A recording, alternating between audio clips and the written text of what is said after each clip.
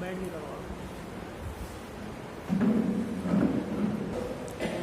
أعوذ بالله من الشيطان الرجيم بسم الله الرحمن الرحيم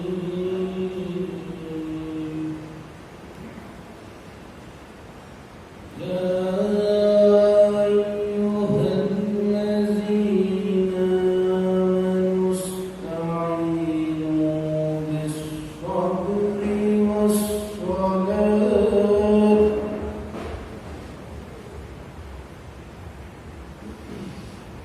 إن الله مع الصابرين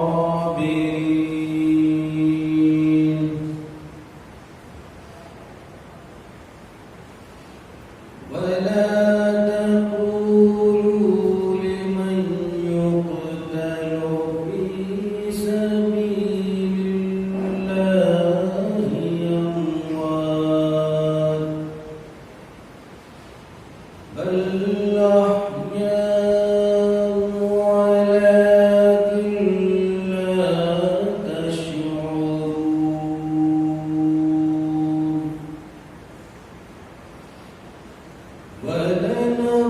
ولنبلونكم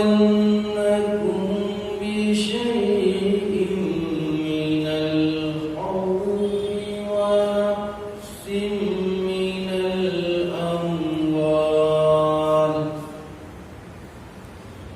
ونقص من الأموال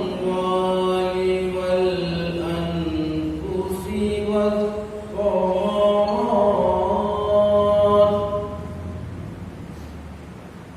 وبشر الصابرين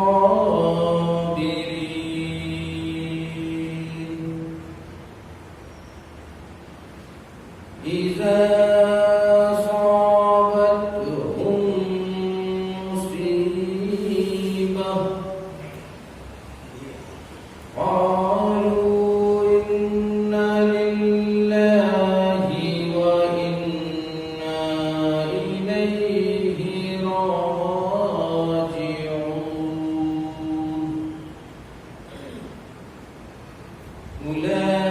أولئك عليهم صلوات من ربهم ورحمة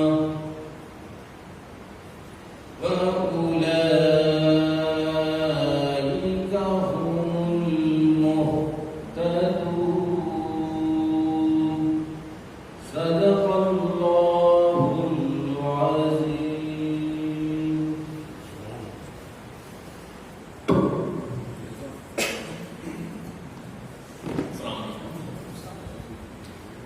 doctor Asif Salim साहब, हमारे बुजुर्ग मशहूर साहबी लतीफ़ जाफरी साहब, आसिफ भाई, रफ़ीक मोमिन साहब, शकील साहब, डॉक्टर अरशद जमान साहब और यहाँ पर फ़रोग जाफरी के चाहने वाले सभी मेरे प्यारे भाई।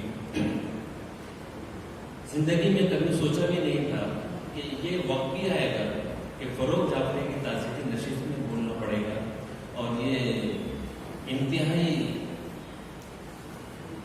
अब वो तो खैर बोल नहीं सकते, जिंदगी मौत अल्लाह पाक की वो है, एक निज़ाम है, उससे हमें बुरा हुआ ये भी नहीं बोलना चाहिए। कुल्लु नफ्सुन ज़ाइक़तुल मौत, हर शख्स को मौत का मजा चखना है, लेकिन गम बहरहाल होता है।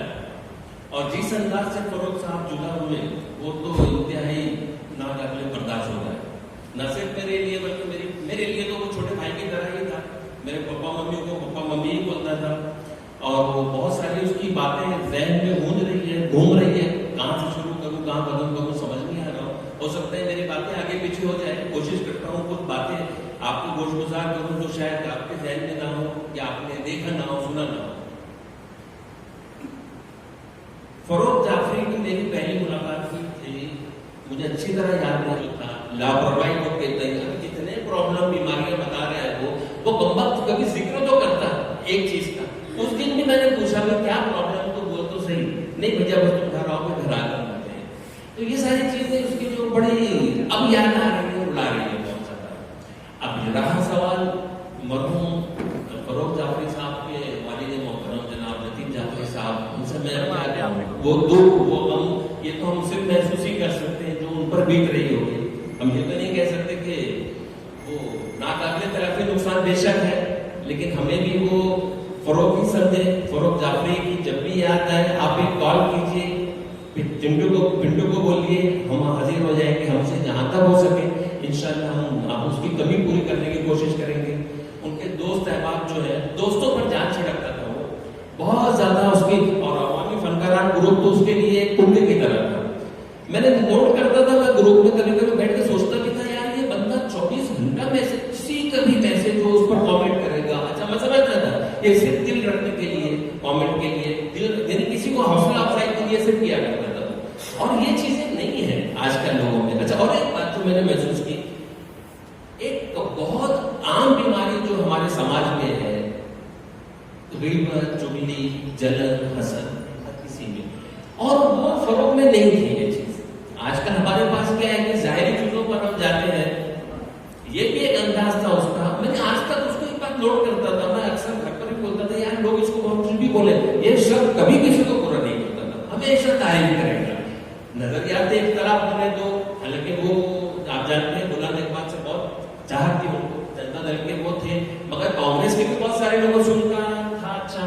मालेगांव का जो ड्रामा है स्टेज ग्रुप में वगैरह, मैं मौजूद के साथ कहूँगी, मैं उनका बहुत बड़ा नागरिक हूँ, मैं उन लोगों को कुछ ज्यादा पसंद करता नहीं है, बॉलीवुड और क्या वो यूट्यूब वगैरह पे क्या क्या चलता है, तो मैं तनकीद किया करता था, फरोख भी उसमें कभी, लेकिन वो उसको खुश मिजाजी से एक्सेप्ट करता था, कभी एक तरफ नहीं किया, बहस नहीं किया, और एक छोटे तालिब इल्म की तरह बैठ के सुनता था। बहुत आप लोगों को हैरत होगी, मैंने एक बात नोट की कि उसको नॉलेज बहुत थी। उर्दू अदब के अलावा मैंने उसको टटोला, इंग्लिश लिटरेचर के ऊपर भी उसको उस पर भी दस्तखत थे, मैंने टटोल के भी उसको चेक किया, उसको नफ्सियात की नॉलेज थी, फिलॉसफी मालूम थी, उर्दू लिटरेचर के साथ साथ इंग्लिश शेक्सपियर पे भी टटोला मैंने उसको, शेक्सपियर की भी नॉलेज थी।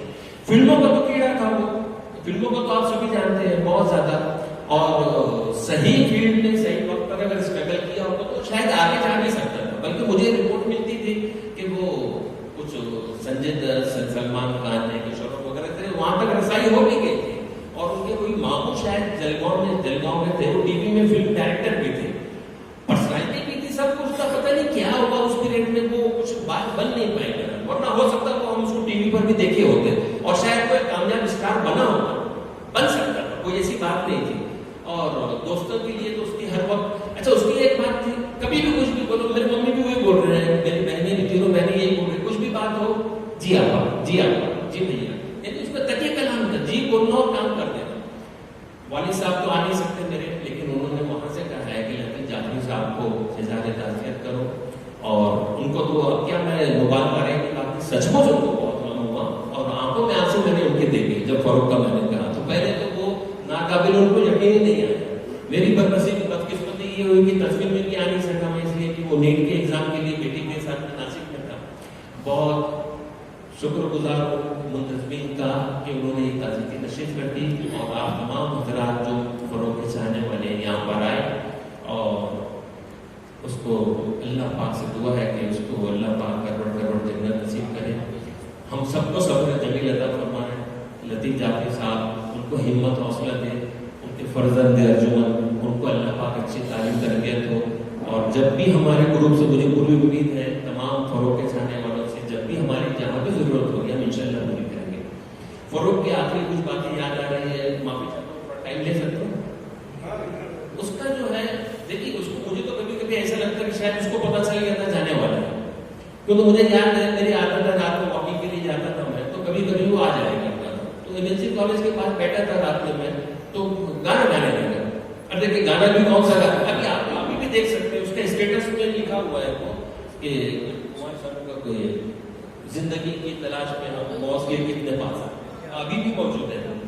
अब क्या बोलेगा आदमी, मुझे गाना सुना रहा है वो नमक नाम फिल्म का, मैं शायद बदनाम मैं चला, मेरे घर से तुम, अच्छा झूम झूम कर गा रहा है कि मेरे घर से तुमको ये सामान मिलेगा, दीवाने शायद का एक दीवान मिलेगा, और एक चीज मिलेगी, टूटा खाली जाम, वो मैं चला।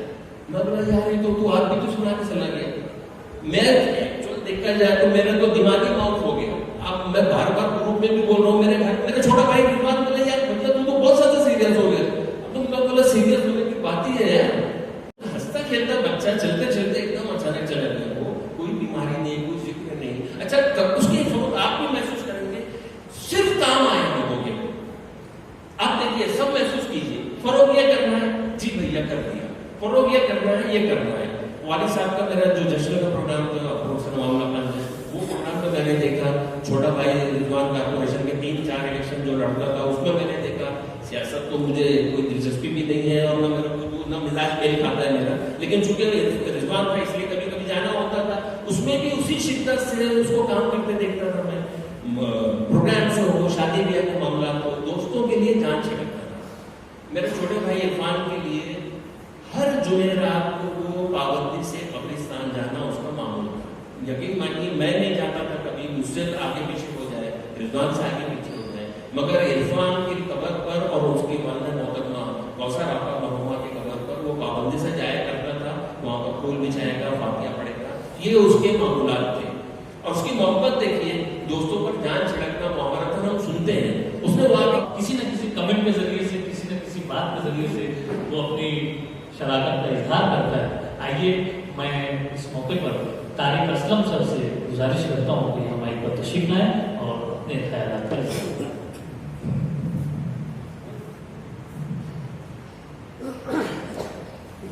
अस्सलाम वालेकुम। मरहूम फारूक जाफरी सर के जरिए जो ग्रुप तख्लीक दिया गया था अवामी फनकारात, उसकी जानिब से मुनक़िद इस ताज़ीदी नशिस्त के सदर मोहतरम डॉक्टर आसिम सलीम साहब, मरहूम के वालिद बुजुर्ग लतीफ़ जाफरी साहब और उनके फर्जंदा, इस मजलिस का आगाज हमारे अफजाल सर ने सूरह बकरा के कुछ आयत की तिलावत करके, गलबन आयत नंबर 56 का कुछ हिस्सा है, इन्ना लिल्लाहि व इन्ना इलैहि राजिऊन। हम अल्लाह के हैं और हमको उसी के पास लौट के जाना है। मौत इस दुनिया की एक ऐसी हकीकत है जिसे हर मजहब, हर मसलक, हर कौम के लोगों ने माना है। जो आया है उसे जाना है। चटबस ने कहा था, जिंदगी क्या है अनासिर में जरूरत रखती है, मौत क्या है इन्हीं अज्जा का बिखर जाना। यकीनन वो अज्जा बिखर गए, फरोग जाफरी हमारे दरमियान नहीं रहे। मैं आज इस ताज़ी से नशिस्त में फरोग के वालिद मोहतरम और उनके फर्जंदान, उनके घर वाले, उनके गम में बराबर पेश हुए। हाज़रीन, होता यह है कि अवामी फनकार जो होता है वो आवाम से इंतहाई करीब होता है और हमारे फरोग भाई की भी यही खासियत है। उन्होंने इस ग्रुप को बनाया, रफी भैया ने कहा मुख्तलिफ ख्याल लोगों को जमा किया। मेरी उनसे जब भी बात होती थी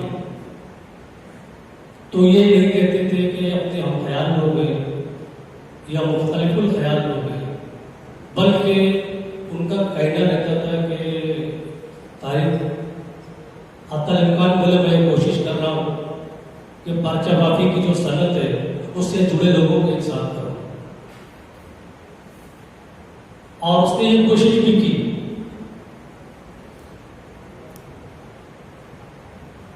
हमारे यहाँ पर आज ताज़ी से नशिस्त का इनेकाद किया गया, आगे भी बहुत सारी अमवात होंगी, उसमें ताज़ी नशिस्तों का इनेकाद किया जाता रहेगा। क्या बस यही किया जाता रहेगा?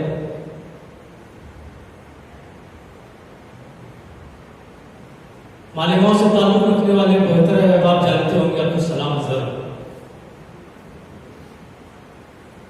इन हालात में इस दुनिया से वो चले गए। जो पुराने लोग हैं वो उनसे वाकिफ होंगे, हमने तो सिर्फ सुना है, लेकिन आपको देखा, हमने देखा है अब्दुल्ला हिलाल। उसके बाद एक तजुर्बा फरूक जाफरी का हुआ।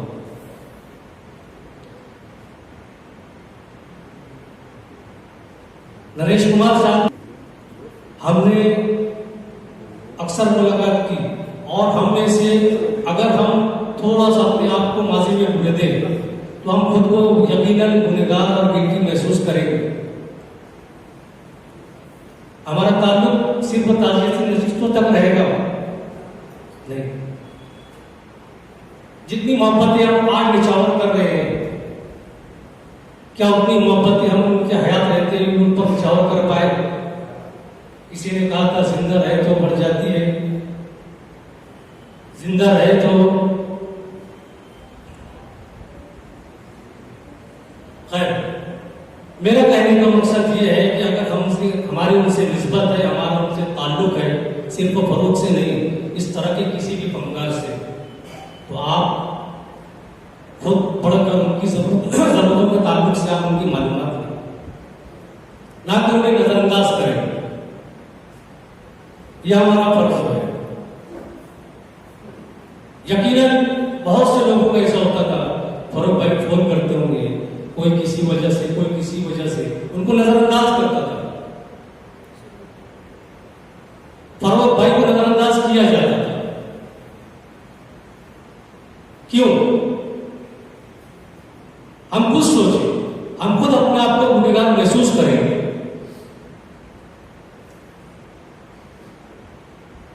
जैसे कि इससे पहले लोगों ने कहा कि फन के ताल्लुक से एक हम जहर शख्सियत था, फनून अदब का कोई शोभा नहीं था जिसमें उसको दस्तरस नहीं थी। डायरेक्टर, राइटर, एक्टर, ड्रामिस्ट, हर तरह की बातें सब कुछ करता था, मुकामी हालात से लेकर आलमी हालात तक हर तरह। डॉक्टर आसिफ सलीम साहब से इल्तिमास करता हूँ कि माइक पे तशरीफ लाएं और अपने जज्बात और एहसासात का इजहार करें।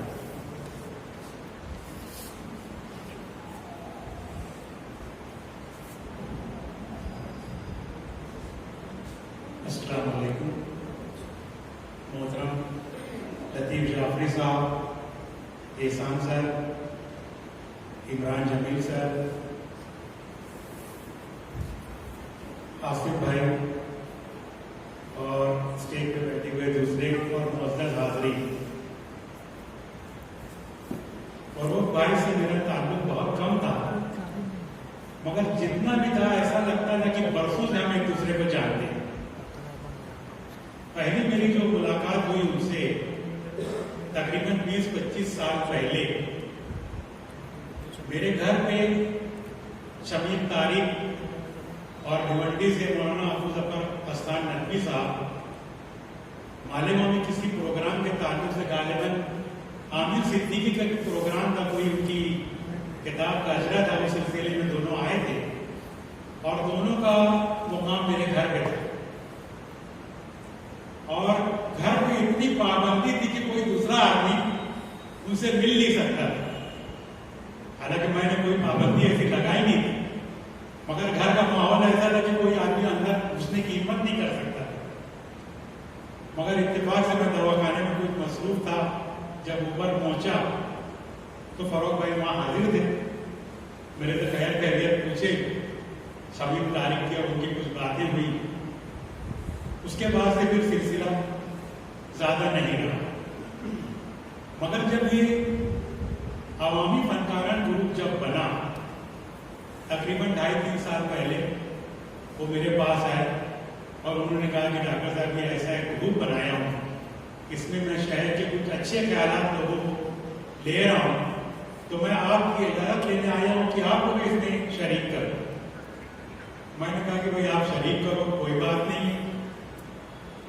और उसी दौरान में उसके कुछ दिन के बाद केरला में सैलाब आया, तो उन्होंने ये कहा, ये बहुत दर्द दिल, यानी जो आदमी जिसके दिल में दर्द हो सबका हो, ये बहुत यानी दर्द महसूस करने वाला आदमी था ये। उन्होंने उनका दर्द महसूस किया, मुझको कहा कि डॉक्टर साहब मैं ड्रामा स्टेज करना चाहता हूँ, तो वो टेक सिंह। बोला कब करेंगे? बोले बस 10-15 दिन में स्टेज कर देंगे। बोला भाई इतनी जल्दी? बोले रिलीफ जल्दी से जल्दी पहुंचना है। बोला इतनी जल्दी आपके पास फनकारान और उनको स्टेज करना, उनकी रिहर्सल करना, मगर बोले सदारत आपका जिम्मेदार है। बोला जाफरी साहब आप मुझको दावतनामा देंगे, मुझसे जितना होगा मैं इंशाअल्लाह प्रोग्राम में भी शरीक होऊंगा और आपकी जो भी चाहिए जरूरत है मैं काम आऊंगा। तो उन्होंने कहा नहीं, सदारत आपकी तय। फिर मैंने इकरार भी कर लिया, भाई ठीक है आप वजीर है तो मैं सदारत करूंगा। इत्तेफाक से यहाँ पर इसी हाल में वो ड्रामा स्टेज किया गया, मगर मेरे कोई करीबी रिश्तेदार में मैयत हो गई तो मैं मुजरत करके चला गया। आज मैं समझ रहा हूँ मुझ उसी का कर्ज मैं उतार रहा हूँ कि भाई इमरान सर ने उस बात को शायद ध्यान में रखा होगा, मुझको कितने ग्रुप में इतने लोग हैं और मुझसे ज्यादा काबिल लोग हैं, मगर सर ने बोला नहीं, ये बस ग्रुप का मुत्तफ़िका फैसले आपको सदारत करनी है। फिर भी मैंने हाँ कर ली, बोला सर मैं हाजिर रहूंगा। बोले नहीं, सदारत आपको ही करना है। दूसरा वाक्य ये था कि हमेशा ये मुझसे जब भी मिलते थे बस ये बोलते थे मैं कुछ ज्यादा चाय मंगा रहा हूँ। बोले नहीं, एक चाय मंगाना, दोनों आधी आधी पिए। बोलो भाई आधी आधी चाय पीने में क्या मतलब? बोले इससे मोहब्बत बढ़ती है, आधी आप पीना आधी मैं पीऊँ। बोले ठीक है, कैसी चाहिए, शक्कर वाली बगैर शक्कर वाली? बोले आप जैसी चाय वैसे मंगा। उसके बाद वो जो थे उनके जो कलम में इतनी ताकत अल्लाह ताला ने दी थी, जो ड्रामा लिखते थे या जो भी लिखते थे, उनकी किताब अभी मैंने देखा डर के आगे जीत है। वाकई वो आदमी ऐसा था जिसके दिल में कोई किस्म का डर नहीं था। वो हर जगह बिना झिझक और बिना किसी कोई ताज्जुब के कोई ऐसी चीज की वहां पहुंच जाते थे। ये अलग बात है कि किस्मत उनका साथ नहीं थी, नहीं तो उन्होंने रसाई हर जगह कोशिश की, हर जगह पहुंचने की कोशिश की, मगर उनकी रसाई होने के बावजूद भी वो उसको पा नहीं सके। अब ये उनके साथ में एक अलमिया हुआ। दूसरा सबसे बड़ा अलमिया अपने शहर का या हमारे लोगों का ये कि फनकारान के जाने के बाद उनकी कदर कीमत हमारे पास हम उसको महसूस करते हैं। उसकी मिसालें कई हैं यहाँ पर, मगर जो 2-3 मिसाल मेरे सामने है। एक तो सलाम बिन अजहर की, कि बेचारा टीबी के मर्द में चला गया वो, और उसके जाने के बाद उसका जो भी उसकी जो नज़मों का जो था उसकी अशात हुई, उसकी पजेराई हुई। शहरियों ने उसको जाना, हमारे शहर ने उसको जाना कि सलाम बिन अजहर कौन था। दूसरा जैसे सर ने कहा कि अब्दुल्ला हिलाल भी जो था, इसकी नशिश होती थी हर मेरे ख्याल में शनिचर या इतवार को सरदार में। डॉक्टर मंजूर अयूबी ने उसे नाइट वॉचमैन करके उसकी एक मदद भी हो जाती थी और स्कूल का भी काम हो जाता था, ये सोच के रखे थे। अब्दुल्ला हिलाल जब यहाँ पर लाइफ लाइन जो यहाँ पर था, ताजिए की लाइन जो बोली जाती है आजाद चौक, वहां पर मैं और डॉक्टर मंजूर मिलने के लिए गए तो पलंग पे बैठे हुए थे, अच्छे थे। तो डॉक्टर साहब अंसारी घर में थे, हम लोगों से बातचीत हुई तो ये हुआ कि यार इनको कब डिस्चार्ज कर रहे? बोले 2 रोज में डिस्चार्ज कर देंगे। अच्छे हुए, घर पे आए, मगर कुछ दिनों में फिर जिंदगी वफा नहीं की, चले गए। वैसे ही फरोख भाई का भी था, इन्होंने कभी अपनी कलम का सौदा नहीं किया, ना अपने वालिद की तरह, ना कभी अपने कलम को बेकार को गिरने दिया, हमेशा उसके बेकार को कायम रखा। जैसे मैं अभी नाम नहीं लूंगा, मगर कुछ लोग जो है अपने कलम से लोगों को दबा के रखते हैं, उनके जज्बात को दबा के रखते हैं, या उनको मैं कुछ बोलूंगा तो मेरी बात पकड़ में आएगी, इसीलिए मैं आप लोग समझदार हैं, आप समझ गए होंगे। जाफरी साहब से भी मेरे ताल्लुकात बहुत पुराने हैं, मैं उनको जानता हूँ और उन्होंने जिस अंदाज से अपने बच्चे की तरबियत की है, वाकई वो काबिल मुबारकबाद है कि उन्होंने अपने बच्चे की तरबियत की। वो ये चाहते हुए भी कि मैं अपने साथियों के सामने कुछ अर्ज करूं, कुछ बोलूं, मगर कभी वो हाथ फैलाए नहीं किसी के सामने, बस अपना दर्द अपने ही दिल में रखते थे, कभी आया नहीं की। अभी सर से मेरी बात हुई कि जब मैंने सुना कि भाई मल्टी ऑर्गन फेलियर, उनका लंग्स काम नहीं कर रहा था, उनका गुर्दा काम नहीं कर रहा था, उनका जिगर काम नहीं कर रहा था, और हॉस्पिटल में एडमिट होने से पहले 1 दिन पहले शायद उनको ब्लड की वॉमिटिंग भी हुई। अब वो हेमोप्टेसिस हो सकती है, हेपेटाइटिस हो सकती है, कुछ भी हो सकता था। और ये जो मर्द जो भी हुआ कोई एक दो रोज में या एक दो घंटे में होने वाला नहीं था। उनको तकलीफ हो सकता था बरसों से रही हो, मगर उन्होंने कभी बताया नहीं, ना दोस्तों से कभी उसका जिक्र किया, ना बहैसियत डॉक्टर के कभी सलाह मशवरा लिया कि ऐसा ऐसा मेरे साथ हो रहा है, इसके लिए मैं कुछ दवाइयाँ लूँ। दूसरी सबसे बड़ी अजीब बात थी कि व्हाट्सएप अपन मैं जब भी खोलता था, रात के 11 बजे हो, सुबह के 5 बजे हो, सुबह के 7 बजे हो, वो हाजिर मिलते थे। मैं ये सोचता था कि आदमी सोचता कब, सोता कब है, उठता कब है। वाकई में मैं ये सोच के दंग रह जाता था कि यार ये आदमी कभी आराम करता है कि नहीं करता है। और ये तो एक उनका खुलूसी था जो हम सबों को जोड़े रखा। और ग्रुप में देखो, हमारे ग्रुप में और ग्रुपों की तरह कोई ना इत्तेफाकी नहीं, सब एक दूसरे का अदब एहतराम करके चलते हैं। कोई किसी के दिल में ठेस पहुंचे ऐसी कोई कमेंट या ऐसे कोई रिमार्क नहीं देते। और वो यही उनका बड़ा सबसे बड़ा फन था कि वो ग्रुप को जोड़ के रखे और कभी भी अपनी जो तकलीफ थी ना ग्रुप वालों को बताए, ना अपने दोस्तों को बताए, ना किसी और को बताए। बहरहाल उनका एक वक्त मुतय्यन था। अल्लाह ताला ने जितनी उनकी जिंदगी दी उतनी जिंदगी वो पूरी किए। हमारे इख्तियार की बात नहीं थी कि भाई हम उनको रोक लें। अगर हमारी अल्लाह ताला हमें इख्तियार देते तो हम चाहते हैं कि अल्लाह ताला इनको क़यामत तक बहाया रखे और सेहतमंद रखे। मगर चूंकि ये अल्लाह के इख्तियार की बात थी, हम उसके अंदर कुछ नहीं बोल सकते, हम नहीं कर सकते कि उनके हक में दुआ करें और कि अल्लाह ताला उनकी मग़फ़िरत करे और उनके पसमानदान बिलखुसूस वालिद को और उनके अहले खाना को सब्र जमील की तौफीक अता फरमाए। ग्रुप के मेंबरान ने मुझे जो इज्जत दी, जो यहाँ पर मुझे सदारत दी, मैं उसके लिए उनका और तमाम ग्रुप मेंबरान का शुक्रिया अदा करते हुए अपनी बात में खत्म करता हूँ। अल्लाह हाफ़िज़। बड़े ही दिलचस्प और खूबसूरत अंदाज में अपने ताल्लुकात का इजहार किया मरहूम फरोग अली जाफरी साहब से डॉक्टर आसिफ सलीम साहब ने, और जो तस्करा उन्होंने किया कि इसी हॉल में केरला के सैलाब ज़दगान की रिलीफ के लिए जो ड्रामा वो बहुत कम मुद्दत में उन्होंने तरतीब दिया था, उसका मेन किरदार भी आज इस ताज़े नशिस्त में मौजूद है। जाहिद अमीन सर पिछली नशिस्त पर मौजूद है और ये एंकर उस वक्त भी नाज़िम तकरीब था और आज भी मैं नाज़िम तकरीब हूँ। और उस वक्त डॉक्टर साहब की सदारत कर रहे थे और आज भी सदर है। कई मुमासलत है इन तमाम चीज़ों में। बहरहाल अल्लाह गरीब रहमत करे।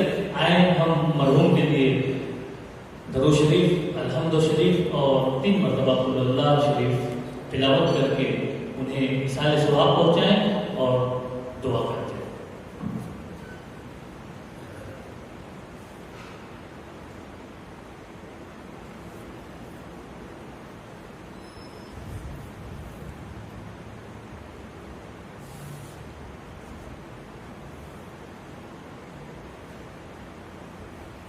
बिस्मिल्लाहिर्रहमानिर्रहीम।